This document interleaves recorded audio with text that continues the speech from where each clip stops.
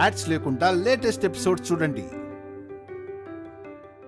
అలాగే. ఏవండి, half rate discount కి చీరలు ఇచ్చి వాళ్ళ దగ్గర డబ్బులు తీసుకోండి.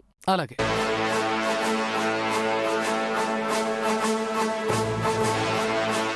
సరే, ఎవరికి ఎన్ని చీరలు కావాలి చెప్పండి. నాకు 2 గద్వాల్ చీరలు.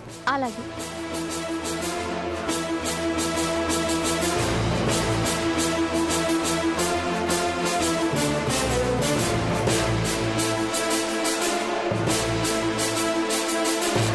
రెండు చీరలకి 4000, డిస్కౌంట్ పోను 2000.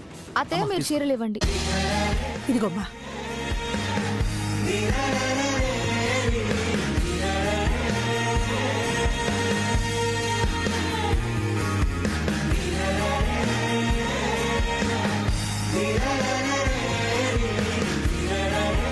నాకు 3 పోచంపల్లి చీరలు. అలాగే.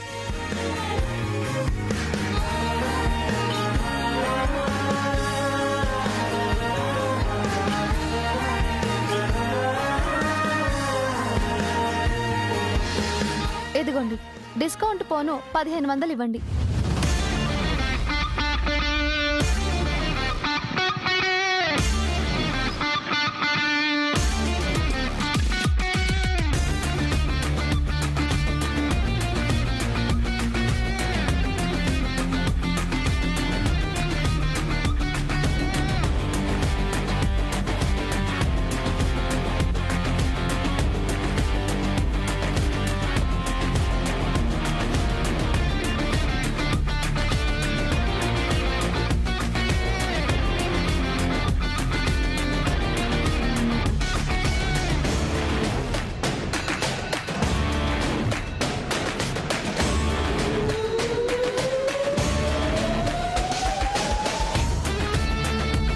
అయ్యో, అదేంటమ్మా మొత్తం చీరలు ఇచ్చేశారు? నాకేయమ్మా. సారీ అండి, స్టాక్ మొత్తం అయిపోయింది. అందరికీ చీరలు ఇచ్చావు కదమ్మా. మళ్ళీ స్టాక్ తెప్పించి డిస్కౌంట్ పెడతామండి, అప్పుడు రండి. అందరికి ఇచ్చి నాకు ఇవ్వకుండా పంపిస్తున్నారు.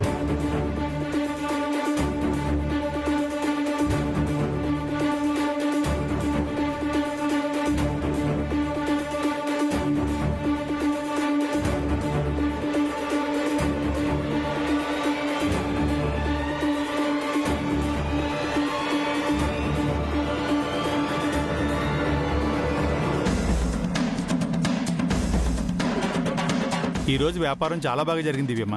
మొత్తం చీరలన్నీ అయిపోయాయి. అవునండి, రోజు ఇలాగే వ్యాపారం జరిగితే చాలా బాగుంటుంది.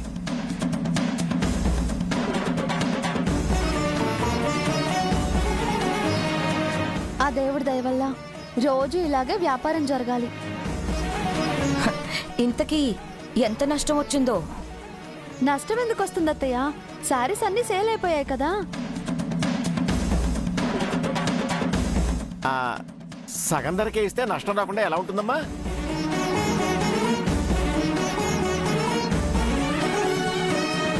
సగం ధరకే ఇచ్చామని మేము మీతో చెప్పామా మావయ్య?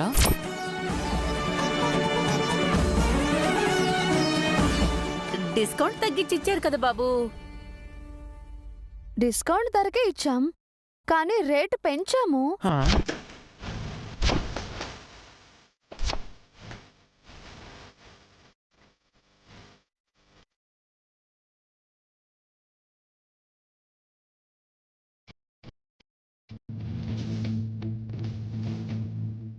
అర్థం కాలేదమ్మా. వెరీ సింపుల్ పిన్ని. 500 రూపీస్ శారీని 1000 చేశాము, 1000 రూపీస్ శారీని 2000 చేశాము, 2000 రూపీస్ శారీని 4000 చేశాము.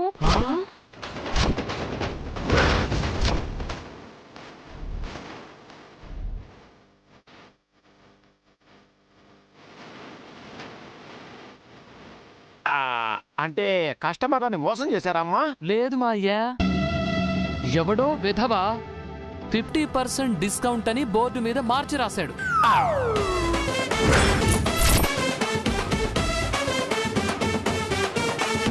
ఇంకో విధవన్నర విధవ దివ్య గారి ఫోన్లో డిస్కౌంట్ గురించి మెసేజ్ పెట్టించారు.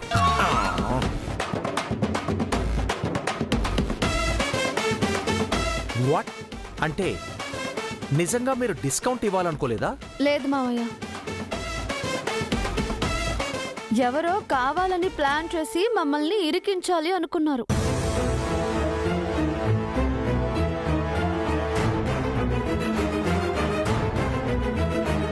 సగం ధరకే చీరలు అమ్మించి మమ్మల్ని నష్టపరచాలనుకున్నారు.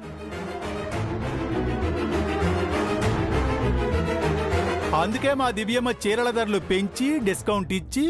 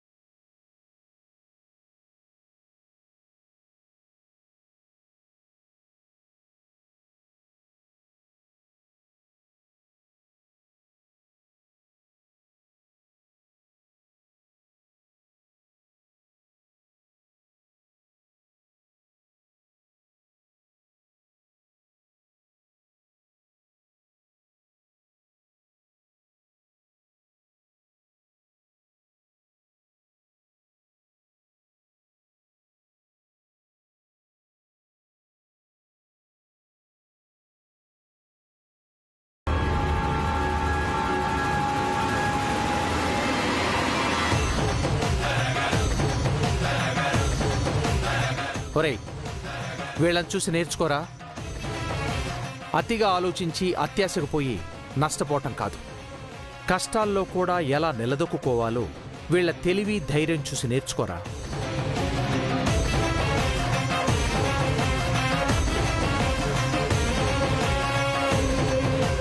అమ్మాయి, నీకు కూడా చెప్తున్నాను, హర్షకు దివ్య ఎలా అండదండగా ఉందో నువ్వు కూడా దీపుకి నీ తెలివితేటలతో సపోర్ట్ చేయాలి.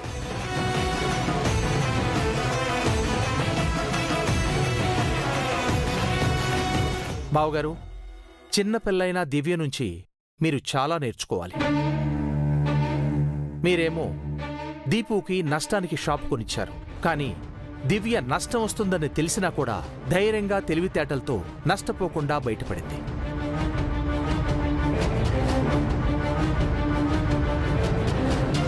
అమ్మ దివ్య, ఒక పక్క లాయర్గా ఇంకో పక్క బిజినెస్ ఉమెన్గా నీ మల్టీ టాలెంట్ అద్భుతం. నిజంగా నువ్వు గ్రేట్ అమ్మా. థ్యాంక్ యూ మావయ్య.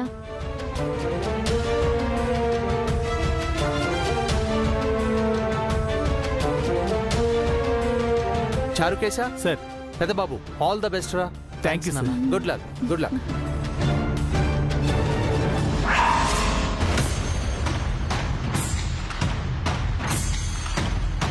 మా దివ్యమ్మ విదేశాల్లో చదువుకుని వచ్చారు. వేల కోట్ల వ్యాపారాన్ని ఒంటి చేత్తో నడిపించారు. పెద్ద పెద్ద బిజినెస్ మెన్స్ ప్రశంసలు అందుకున్నారు.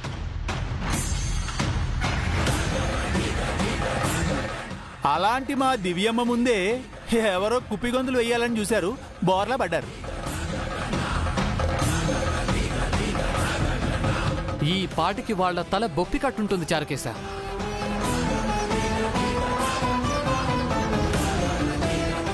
వాళ్ళెత్తులు చిత్తయ్యాయని ఏడుస్తూ ఉంటారు. వాళ్ళిక లైఫ్ లాంగ్ ఏడుస్తూనే ఉంటారు.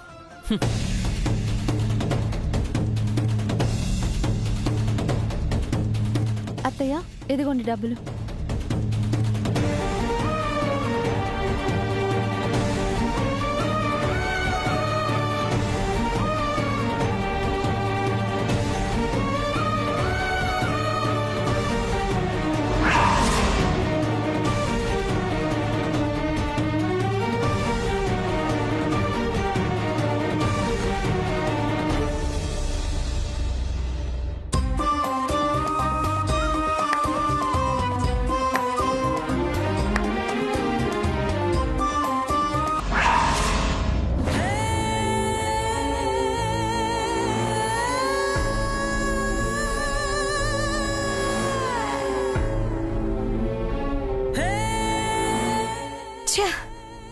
ఏదో అవుతుందనుకుంటే ఏదో అయిపోయింది.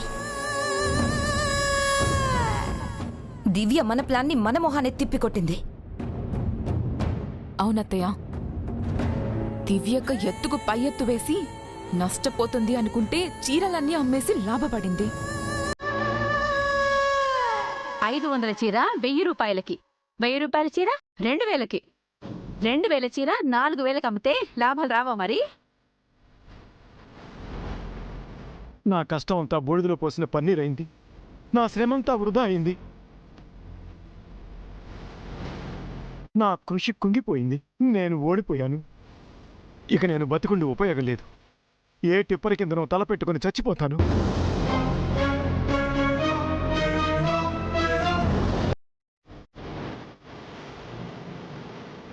మరి అంత బాధపడిపోకండి బాబాయ్ గారు. ఏ ఖర్చుతో కళ్ళు తుడుచుకోండి. నేను బాధపడటం ఏంటమ్మా? నాకేం బాధ? నేను బాగానే ఉన్నాను.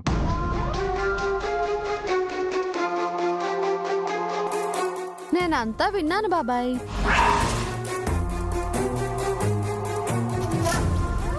అందుకే ఓదార్చడానికి వచ్చాను. పాపం మీరు మేం చీరలన్నీ అమ్మేశాం కదా అని తెగ బాధపడిపోతున్నారంట.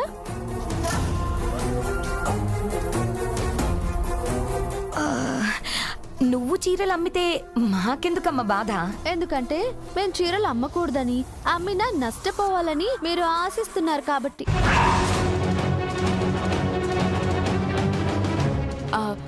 ఏం మాట్లాడుతున్నావక్క? మేం నిన్ను నష్టపరచడం ఏంటి?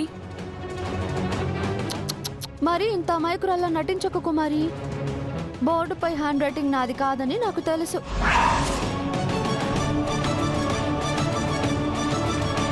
అసలు నేను ఏ డిస్కౌంట్ గురించి రాయలేదనేది కూడా నాకు తెలుసు. అది రాసింది మీరు అనేది కూడా నాకు తెలుసు.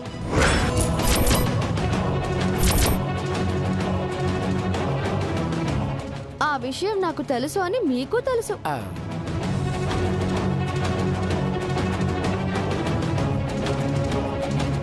లేదమ్మా, అలాంటివే మేము రాయలేదు.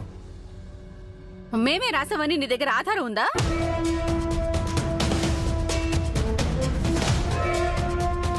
అన్ని ఆధారాలు ఉన్నాయి. మరి ఇన్ని తెలివితేటలున్న మీరు మీ బాగు కోసం వాటిని ఖర్చు పెట్టాలి, కానీ మరొకరిని చెడగొట్టడానికి వాడితే ఎలా? అయ్యో, వీళ్ళు అలాంటి వాళ్ళు కాదు. నాన్సెన్స్. వీళ్ళు ఎలాంటి వాళ్ళు మీకు బాగా తెలుసత్తయ్యా. కట్నం డబ్బులు ఇవ్వకుండానే వాయిదాలు వేస్తున్నప్పుడు వీళ్ళ గురించి మీకు తెలిసి ఉండాలి.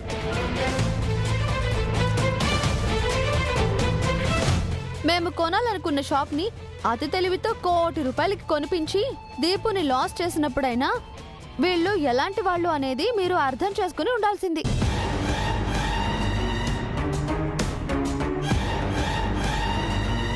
దేవుడు మనకి తెలివితేటలు అవకాశాలు ఇచ్చేది మనం బాగుపడటం కోసం, కానీ ఎదుటి వాళ్ళని బాధ పెట్టడం కోసం కాదు.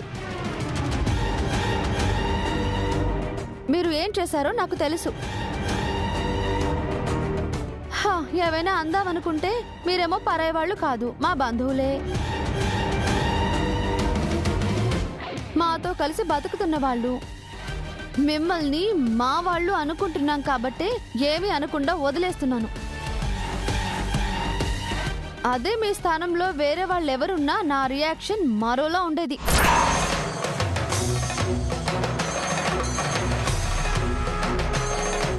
మళ్ళీ చెప్తున్నాను, మీ పని మీరు చేసుకోండి, నేను అడ్డు రాను. కానీ నా పనిలో వేలు పెడితే మాత్రం మీరు ఇలాగే ప్రతిసారి తల దించుకోవాల్సి వస్తుంది. ఇంకొకటి కూడా చెప్తున్నాను, మళ్ళీ మళ్ళీ ఇలాగే చేస్తూ ఉన్నారంటే ఈసారి అసలు నేను మాటలతో చెప్పను, బంధువులని కూడా చూడను.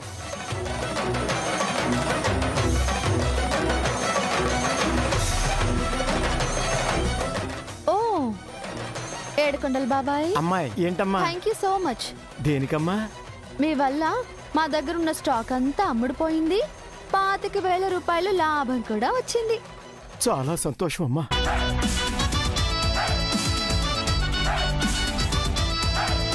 మరి నాకొచ్చిన లాభాల్లో మీకు 1% వాటా కూడా ఇవ్వాలనుకుంటున్నాను. 25,000లో 1% అంటే ₹250.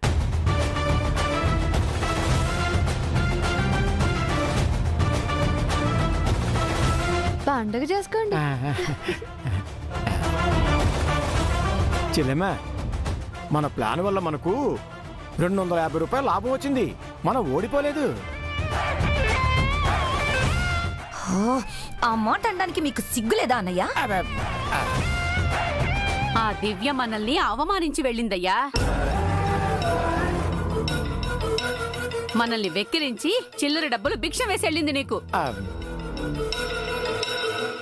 దివ్యక్కని ఊరికే వదిలేకూడదత్తయ్యా. ఇంతకింత పగ తీర్చుకోవాలి. ఈ రోజే తీర్చుకుందాం. ఈసారి ప్లాన్ నేను చెప్తాను. దెబ్బకు దివ్య తలుపుకు దిగిపోవాలి, మైండ్ బ్లాక్ అవ్వాలి. వదినా, కుమారి, మీరు ఒక పని చేయండి.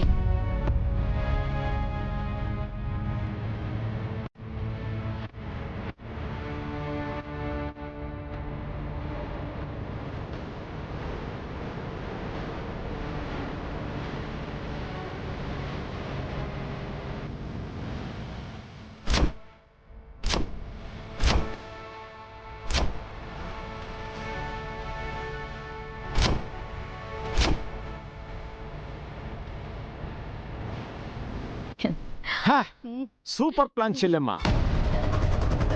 ఈసారి దివ్య దెబ్బ తినడం ఖాయం. కుమారి తయారు. వెళ్ళి మా చెల్లెమ్మ చెప్పినట్టు చేయండి. వెళ్ళండి.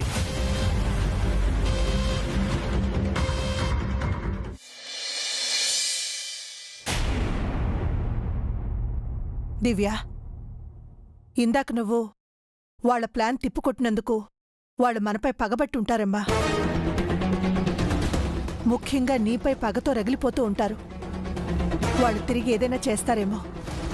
ఏం చేస్తారు అత్తయ్య? మహా అయితే మనల్ని ఏదో రకంగా అవమానించాలని చూస్తారు, లేదంటే వెటకారం చేయాలనుకుంటారు. ఏంటునమ్మా దివ్య, వాళ్ళు మంచిగా మారిపోయి మనతో కలిసిపోతారనుకుంటే గొడవలు పెట్టుకుంటూ గోతులు తవ్వుతున్నారు. ఏది ఆశించి దీపుతో కుమారి పెళ్లి ఒప్పుకున్నానో అది జరగడమే లేదు. మీరెందుకు బాధపడుతున్నారు అత్తయ్య?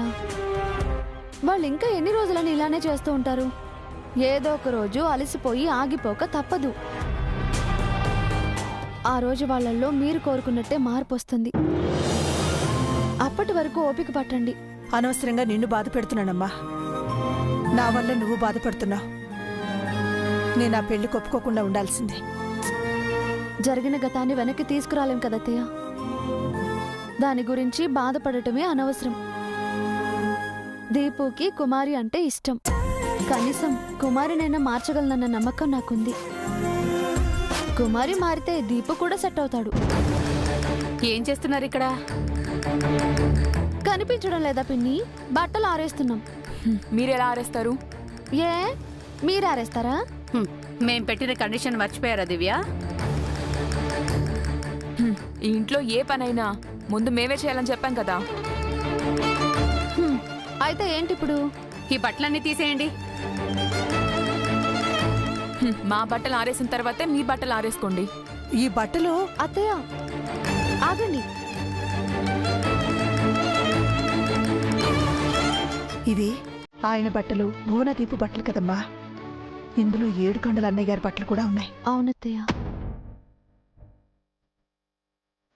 ఈ కోపంలో కళ్ళు కనిపించడం లేదు. మన బట్టలు అనుకుంటున్నారు. ఏంటి గుసగుసలాడుతున్నారు? మర్యాదగా మీ బట్టలు తీసేయండి.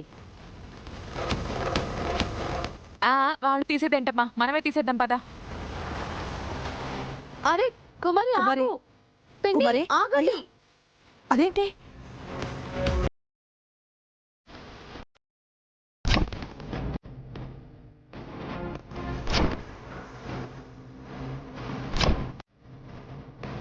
ఆగు కుమారి, ఏం చేస్తున్నావు నువ్వు? అయ్యో కుమారి, కుమారి ఏం చేస్తున్నావు నువ్వు? నేను కూడా తొక్కుతాను. ఏం చేస్తావు? పిన్ని, ఏంటి మీరు చిన్నపిల్లలాగా? ఆగండి.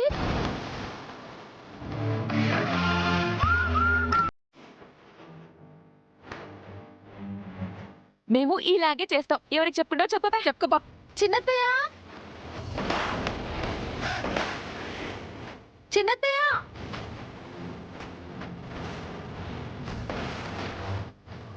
చిన్నత్తయ్య ఏమైంది దివ్య? చూడండి అత్తయ్య, వీళ్ళు ఏం చేస్తున్నారో చూడండి.